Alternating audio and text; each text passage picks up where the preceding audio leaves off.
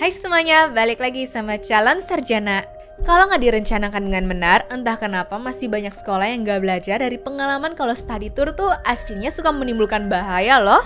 Mulai dari siswa yang hilang, harus dirawat di rumah sakit, ataupun paling ekstrim sampai kehilangan nyawa segala. Dan di video ini sudah kita rangkum kasus-kasus mana aja di dunia yang niatnya tuh jalan-jalan, malah dikasih plot twistnya guys. Penasaran? Hai, aku Jenny dari Calon Sarjana, dan kalau kalian suka video ini jangan lupa kasih likes, share, dan juga subscribe-nya ya teman-teman. Nomor 8. Gunung Hood. Selama bertahun-tahun, kisah tragedi Mount Hood yang terjadi di tahun 1986 lalu emang udah sering muncul di mana-mana. Entah di koran, di TV, di radio, ataupun diceritain sama orang tua. Tapi nggak banyak yang tahu nih bagaimana kisah asli dan juga lengkapnya ya. Dan kali ini aku coba bantu jelasin ya teman-teman, biar kedepannya bisa dijadiin sebagai pelajaran. Jadi pada tengah malam tanggal 11 Mei 1986, 20 siswa dari Origin Episcopal School bersiap untuk sebuah petualangan mendaki Gunung Hood yang merupakan program tahunan sekolah mereka.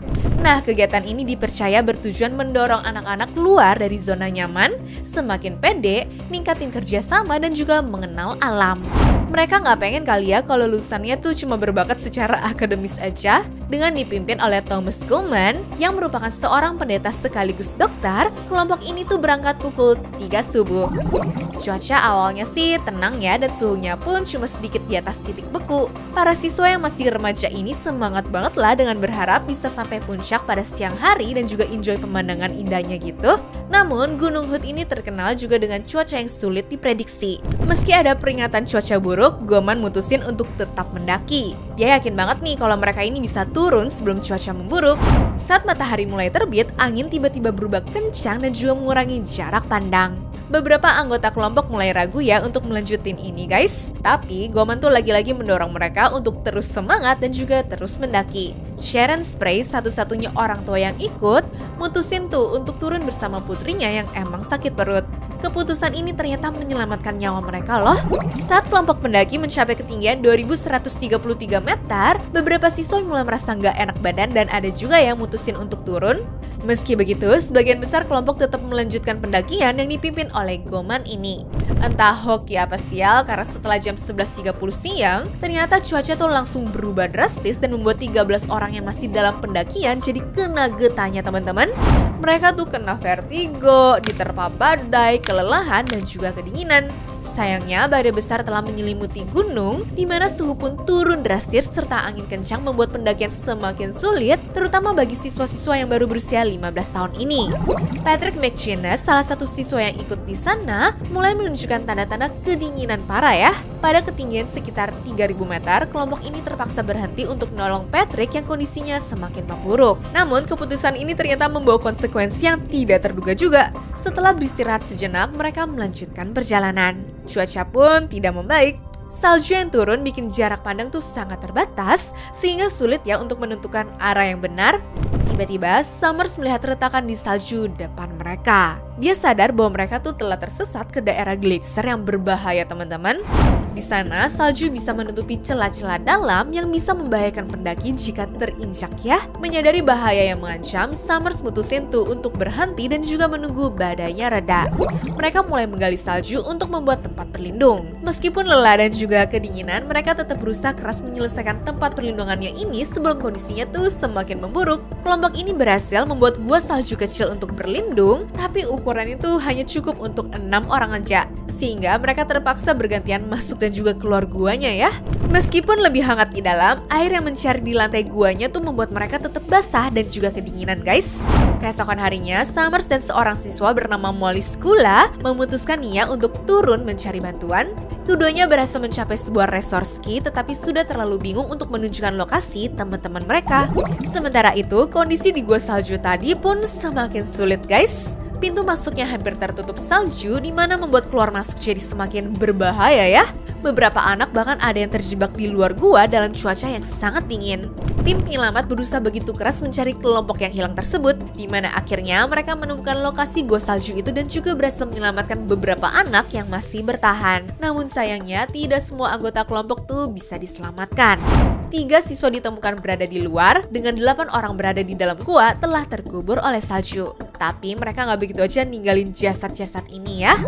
Soalnya dari 11 orang itu masih ada 4 orang yang bisa diselamatkan dengan 3 mengalami hipotermia parah, serta 1 orang perlu diamputasi kakinya untuk bisa selamat. Nah, setelah beritanya ramai diceritakan kemana-mana sebagai pendakian terburuk di Amerika Serikat, sekolahnya langsung menutup program pendakian tersebut dan menolak untuk ngomong ke majalah yang cuma bikin gosip ataupun kesempatan untuk bikin film segala. Satu-satunya sumber yang mereka mau ceritakan cuma jurnalis yang berjanji kalau beritanya ini tuh bener-bener seputar tentang fakta pendakian doang loh. Nomor 7. Hamil massal di Bosnia.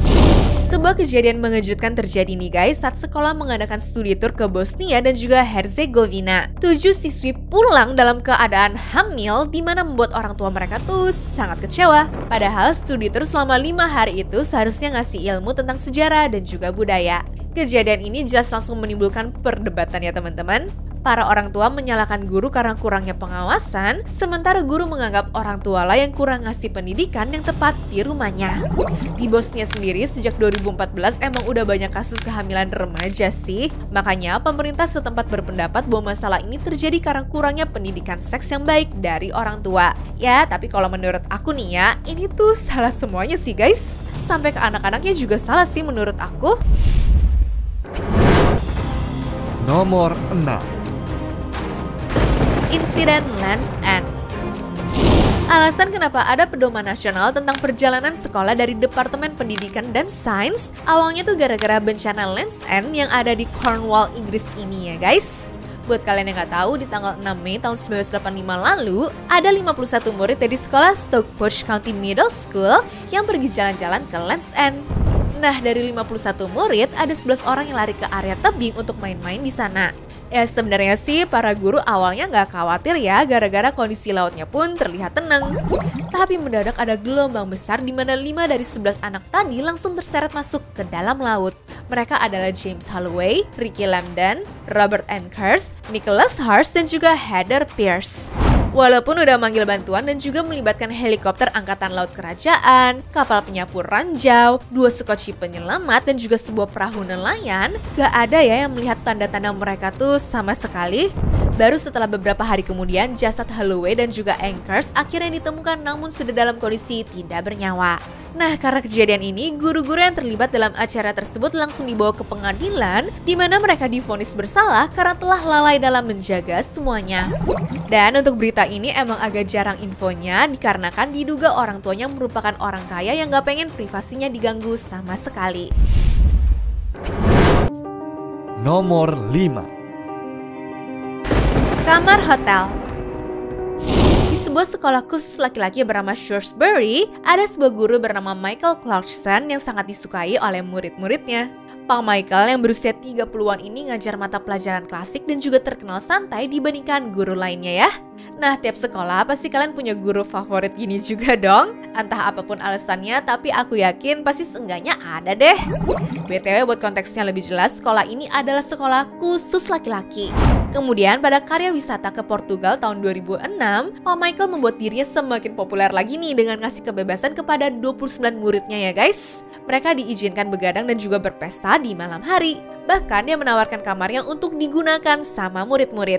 Nah, usut punya usut, ternyata Pak Michael ini punya udang di balik batu. Soalnya sebelum dia minjemin kamarnya, si guru udah terlebih dulu memasang kamera tersembunyi untuk merekam tindakan asusila yang terjadi di sana. Kebetulan ada murid yang sadar dan buru-buru melaporkannya ya teman-teman. Dari hasil rekamannya sih, katanya jelas banget kalau si Michael ini yang masang bukan orang random sama sekali. Ketika dikonfrontasi, Pak Michael langsung minta maaf dan bilang kalau itu hanya bercandaan doang. Tapi murid tersebut tetap melaporkan kejadian ini sepulangnya dari karya wisata. Akhirnya Pak Michael langsung dipecat dan juga dilarang mengajar selama 4 tahun ke depan. Nomor 4. Bus Study Tour. Pada tanggal 1 Oktober 2024, sebuah tragedi mengerikan terjadi di pinggiran kota Bangkok, Thailand. Sebuah bus yang bawa rombongan siswa dan guru dalam perjalanan studi tour berujung terbakar hebat dengan menewaskan 23 orang di dalamnya. Bus ini membawa 45 penumpang yang terdiri dari 39 anak SD dan SMP serta 6 guru dari sekolah Wat Khao Praya. Mereka semua ceritanya sedang dalam perjalanan karya wisata ke Provinsi Ayutthaya dan juga Nonthaburi atau sekitar 300 km dari sekolah mereka ya teman-teman. Suasana riang gembira yang biasanya mengiringi perjalanan studi tour berubah menjadi malapetaka dalam sekejap. Semua bermula ketika ban depan kiri bus tuh pecah ya guys. Dari sini busnya langsung hilang kendali, nabrak mobil lain dan berujung sampai ngeluarin api dari kendaraan. Kacaunya, bus ini tuh sudah dimodifikasi secara ilegal yang dari mesin diesel jadi bahan bakar gas alam. Sehingga waktu kecelakaan apinya pun langsung kencang kemana-mana. Waktu Pasaman berusaha madamin tapi nggak kunjung padam, dirinya mulai panik tuh guys dan berujung kabur dari TKP. Setelah apinya sukses menewaskan puluhan penumpang, Pasaman ternyata kemudian menyerahkan diri kepada polisi. Ngelihat dari kerangkanya yang hancur seperti ini sih, kebayangkan seberapa panasnya. Dari laporan terakhir, katanya ada 3 guru dan juga 16 siswa yang berhasil keluar dan ngalamin luka-luka, sedangkan sisanya dianggap hilang dalam kobaran api. Nomor 3. Kebawa ombak. Pada tanggal 30 Oktober tahun lalu, anak dari musisi Mata Band yaitu Kaisar Akira Aimen sayangnya tidak berakhir selamat setelah tenggelam terbawa ombak di pantai Kelingking, Nusa Penida. Kaisar ini ceritanya kesana karena studi tour dari sekolahnya ya. Nah, waktu dia sama teman-temannya lagi main di sekitaran pantai, mendadak ada ombak besar yang membawanya ke tengah laut. Dilansir dari situs Tribun News, ada temennya yang mendengar Kaisar minta tolong, namun gak ada yang berani ke area tengah gara-gara ombaknya tuh saat itu besar banget. Nah, dari kejadian ini, teman dan para guru pun berusaha menghubungi orang tuanya, yang mana mereka langsung booking tiket ke Bali, namun baru bisa keesokan paginya nyebrang ke Nusa Penida. Dan entah hubungan orang tua sama anaknya yang kenceng banget atau gimana, tapi sesampainya sang ayah di sana, jasad anaknya pun langsung ditemukan sekitar 200 meter dari bibir pantai. Waktu diwawancarai pun, ayahnya ini mengatakan kalau dia akan berusaha ikhlas dan gak akan nuntut teman-temannya ataupun pihak sekolahnya juga ya guys. Nomor 2. Serang beruang kutub. Kalau dari tadi kasusnya terjadi gara-gara lagi main di alam liar, kali ini remaja bernama Horatio Chappell berusia 17 tahun yang lagi ikut ekspedisi Arktik dari sekolah malah berujung meninggal dunia dengan begitu mengerikan. Iya guys, dia diserang beruang di dalam tenda perkemahannya. Bayangin lagi istirahat enak-enak, mendadak malah diserang dan diterkam seekor beruang. Menurut orang tua korban, mereka ngasih izin anaknya ikut begituan karena tercantum berbagai rencana dan juga alat-alat di surat agar anaknya tuh bisa terjamin saat ikut ekspedisi ini dengan aman. Ya, taunya ternyata nggak ada kabel perangkap yang berfungsi di sekitar perkemahan dan nggak ada suar atau senjata untuk menakut-nakuti hewan tersebut. Selain nyawa Chappell yang melayang, ada 4 orang lainnya yang terluka sebelum sang beruang ditembak mati di lokasi perkemahan ya teman-teman. Dan dilansir di BBC, tragedi tersebut terjadi gara-gara sang beruang kelaparan banget sehingga mereka tuh sampai niat nyamperin ke pedalaman cuma untuk menyerang manusia. Nomor 1. Tersapu banjir bandang. Berikutnya dan yang terakhir ini ada sebuah kejadian menyedihkan yang terjadi saat study tour ke kampung budaya Sindang Barang. Helena Julia Rahmawati, seorang siswi kelas 3 SD Muhammadiyah 3 Ciledug, mengalami musibah saat bermain air di Sungai Ciapus bersama teman-temannya. Menurut seorang saksi bernama Ibu Atin, tiba-tiba muncul arus kencang yang menyeret beberapa anak. 3 anak berhasil diselamatkan warga, namun Helena ini terseret arus dan juga hilang ya guys. Meski tim penyelamat sudah melakukan pencarian selama 1 jam, mereka tidak berhasil melihat Helena. Dan keesokan harinya waktu ditemukan, badannya udah penuh luka-luka serta kembung gara-gara kebanyakan masuk air juga ya. Kejadian tragedi ini tentunya bisa jadi pengingat untuk teman-teman kalau studi tour tuh nggak selamanya asal main doang dan tetap perlu waspada ya guys. Anyways, cukup sampai di sini ya guys video hari ini. Sampai jumpa di video selanjutnya. Dah.